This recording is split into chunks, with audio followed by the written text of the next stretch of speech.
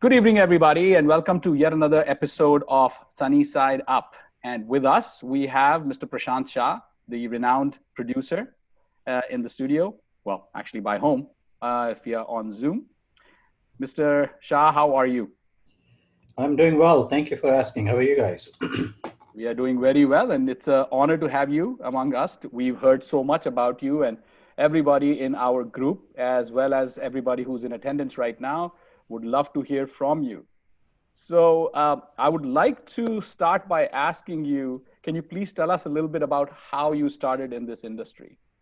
Well, I mean, my roots go back way back when I was barely 14 years old, and I started working as a stand-up along with Johnny Liver. We started our career together on the stage, and we used to work at back in the days in Mumbai for a very famous music director called Kalyan Jananji and his brother Babla. So we used to do live shows and concerts and events. And that's how I started. Did perform close to about 3,000 shows through my career as a teenager.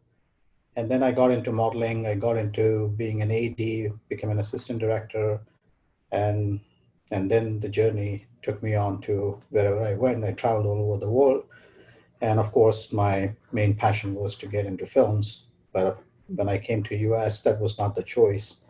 Like we all do, we have a daytime job to put the bread on the table, and then you creatively do the passion that you may have, and that's how I started.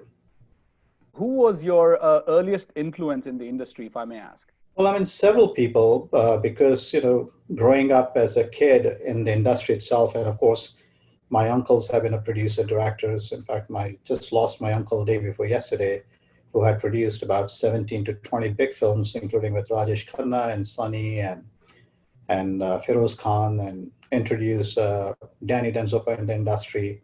So we come from a film background. So it was not so much who influenced me, it was just part of growing up. And then myself being into the trade of the entertainment business, there was always music was always a big passion to me, but I never knew how to play any instrument because it requires a lot of attention, and I don't have that. I have a big ADD problem, like most of us do. So I focused on to what I wanted to be is should I be an actor, be a model, be a director, and at the end I realized that producing would be a better cup of tea for me because it's mainly managing a lot of people as opposed to just managing a script or a scene for the day. And I'm a people person, and that's what I wanted to get involved into is producing films. And of course, growing up as a kid, Dev Anand was a big influencer, and Mr. Bachchan was a big influencer. But at that time, Mr. Bachchan was also going through his struggling days. So seeing him come on our shows and perform with us, it was a very different way of having somebody as your mentor because you're around all these successful or struggling successful people. They had a career, but they were still struggling, and they had not made it the big way it is now. Not a particular actor or a producer or a person that influenced me. What do you think about what's going on in the industry right now? I mean, there's a major shift, because of the COVID-19 situation now. It's a big shift from traditional cinema to the OTT platform. That's number one. Number two, with the demise of Sushant Singh Rajput, the industry is in turmoil right now. What do you feel is going to be moving forward? What do you think is going to come out of this entire episode? I've heard things about Karan Johar. I mean, him being sidelined, him actually being picked on. There are people trolling him on Twitter, also on social media. He's lost big number of followers, as well as other Bollywood celebrities who have lost large number of followers. So what do you make of both of these events? I don't know if I mean, you guys are part and partial part of the industry. So it's very simple given the fact that the way typical industry works is if somebody gets an opportunity to beat someone, then there's a force that goes behind, and it doesn't matter whether uh, you are involved or you're partially involved or you're not involved, and you just get attached to something, and then it's just a domino effect because first of all, today we all have a lot of time on our hand because nobody's working, And then there are, of course, those people who are very successful, and then there are people who are trying to be successful, but also the media gets attention and gets deviated and shifts the focus from the mainstream news and goes into a personal agenda of whatever or whoever they may be. And it becomes a domino effect. And it's like, especially in a country like 1.3 billion people where cinema is God, and then, I mean, cricket, Bollywood, and then 3,000 gods. That's the religion we come from.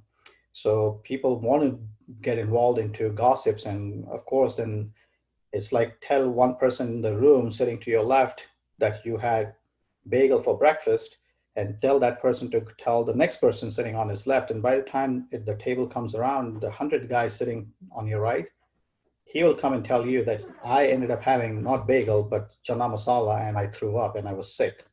So by the time the 100th guy comes into the game, it's a complete different conversation than where it started. And of course, there's no such thing as, bad media or good media, no matter what it is. Switching gears on to how does one, I mean, we have several filmmakers on this call and also in Facebook group right now who are very keen to know how do they start in this industry. So what I mean is the first step they need to go take is find a producer. How do they achieve that task? How do they find a producer, and how do they start raising funds for their project? I mean, given the fact that, everybody wants to make a movie, either act in it or direct or produce or whatever role they want to play in the scheme of it. But the first and foremost is to have some validation before you approach anybody. I mean, if I take my script to somebody and say, hey, here's a great script, XYZ Studio, can you please back me on this project? And first thing they'll ask me, who's written the project? Is there a credential name? Or has it won any awards? Has it gone into any festival circuit where it got the best screenplay writing or the best script or the best dialogues? So what are the credentials? But again, if you ask any filmmaker, even today, whether it's a new filmmaker or an established filmmaker, struggle is always there, because it's not just, saying that I have the kick-ass script or I have the best looking project and why nobody's funding me. I mean, there has to be certain credentials attached to it. And then once you go with certain credentials, then a studio or a producer will look at it and say, okay, you already have half the homework done. Let me see the other half, what is required. So let's say if the person doesn't have the credentials, what is the next best thing they can do? Should they bring a big name, maybe director? But what if they can't afford a good name director, big name director, or a big name actor? What is the next best thing they can do in order to find, a good producer?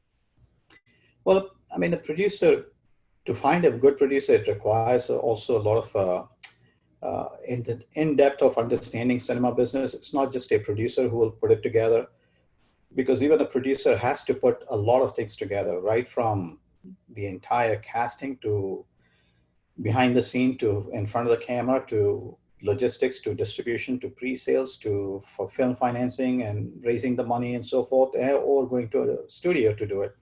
But I think the most important is to start, because I have seen a lot of strugglers or a lot of people who struggle, they go into 10 different directions instead of keeping one focus. And I think you have to identify what your weakness is and what your strength is, and then bank on that strength and go after that strength. Once you identify that, then you go after reaching out to people and putting certain team together and saying, okay, I have XYZ together. I have a great project together. I've got a great script and it has won some recognition. It has identified by XYZ organization or XYZ festival. Okay, let me ask you about Ravan. How did Ravan happen? And please tell us more about Ravan. What was the experience like?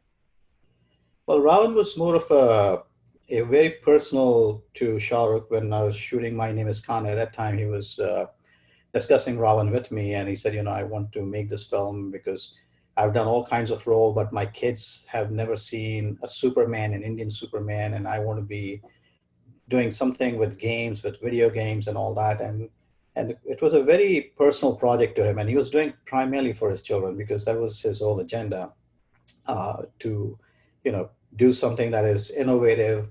How many times can you be Rahul, and how many times can you just, do rom-coms and so forth. So the industry was shifting. Of course, Krish was already had proven that superhero films work, and there was nothing else after that. So he wanted to create a brand and of course, knowing that he's a very smart and intelligent businessman, and also to create a franchise, because if he has a superhero film, that becomes a franchise. And working on that project was incredible because we had to deal with a lot of Hollywood technicians and stunts, and we shot extensively that film between India and London, and putting that project together, right from getting a script writer. That's where I got involved.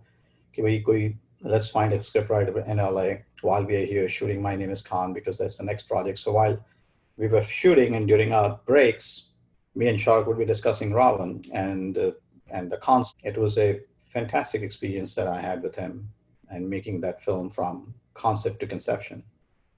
Do you want to tell our audience about your production house? And also, would you consider working with some of the actors from our South Asian artists group, like we have on Facebook? We have about 2,300 artists in this group, as well as several filmmakers, directors, musicians, what have you. So would you ever consider working with us?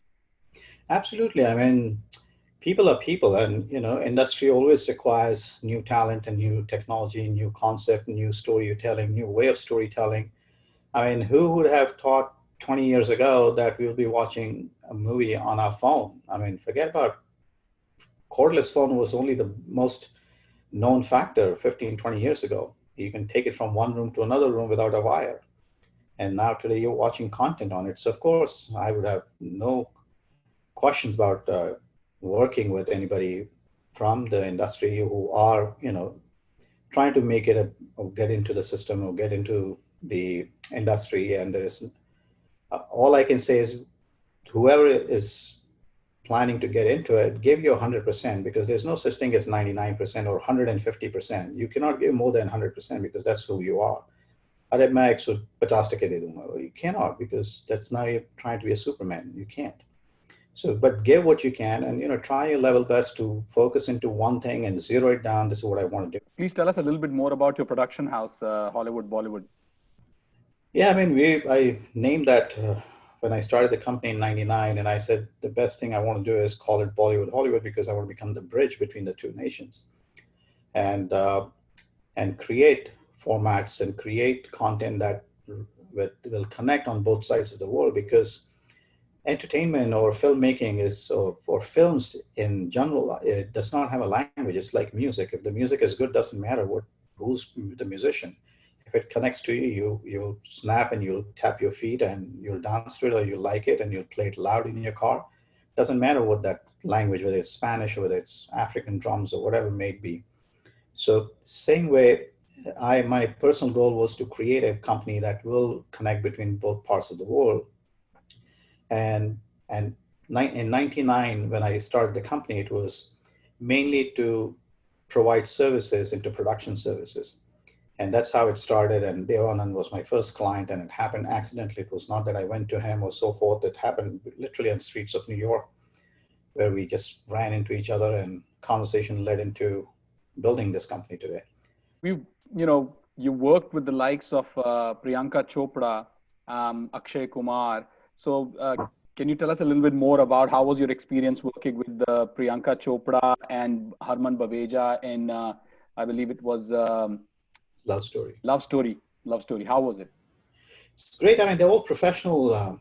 They're all professional artists, and of course, they have their head on their shoulders. They know exactly what they want, and they understand the working scale. And so far, I mean, regardless what anybody has to say, whether even with Salman, I've never had any delays of my productions or 10 baje ka time tha, 2 baje shoot kar rahe. There was nothing like that. We always work on time, and everybody respects each other's space, and had fantastic experience working with all of them. Whoever I worked with, Akshay, I worked a few films with Akshay, and working on another project with him. And we have never had any difficulties with either of the stars. But at the end of the day, they understand that, this is their livelihood. This is their profession. This is not where they come and hang out. This is where they work. So it's like you ask a doctor in an operating room, or a surgeon in an operating room, or a nurse in the operating room, I mean, they are focused on that game, what they on the operating table. As far as directors are concerned, who are a few of your favorite directors and you like to work with and easy to work with? They're all great. they're all they're all great. They all have I mean, yeah, of course, when we're filming, it's everybody's demanding. So it's like, अभी 2 बज गया है, लेकिन 4 बजे तक helicopter चाहिए. हाँ, it's like it my ले आता हूँ भी. So I mean, they're all great. They all have their own uh, method to the madness, but it's I call it very organic way of Right. making films. It's just you just go with the flow. So we've heard stories about Zero and the interactions with Anand Rai, the difficulties that you guys were having during Zero. Do you want to tell us a little bit about that? I don't know any difficulty. I mean, of course, creative difference is always there between producer, actors, directors, because at the end, you keep in mind that everybody is very focused on making a good product, and they all have their inputs, and it doesn't matter who they are. So whether it's the DOP, whether it's the cameraman or the audio guy, the sound engineer, they all have their own creative inputs, and it is for at the end, it's ultimately for the film. It's not for themselves. It's not because I want to. It's because I think this will look better or this will work better. So creative differences are always there, but that does not harm in developing the product what is needed from the technology perspective or from making perspective or storytelling perspective. I mean, Anand Rai has given the biggest blockbusters on smallest films. And then, having Zero, of course, it was a very big film and audience acceptance. So mindsets are very different in people and audience expectation. And when that expectation shifts, then it's very hard for them to digest. But Shah Rukh he's a creative guy, and when he likes to take trials and errors and see what works. At the end of the day, it's his money, it's his production house. And creatively, yes, difference is always there. I mean, there's a difference in when your wife is cooking and you want to tell her how to cook, and it happens in your basic kitchen life. So when you're trying to cook a film, of course, you will have differences, but at the end, it's always for the film, not for personal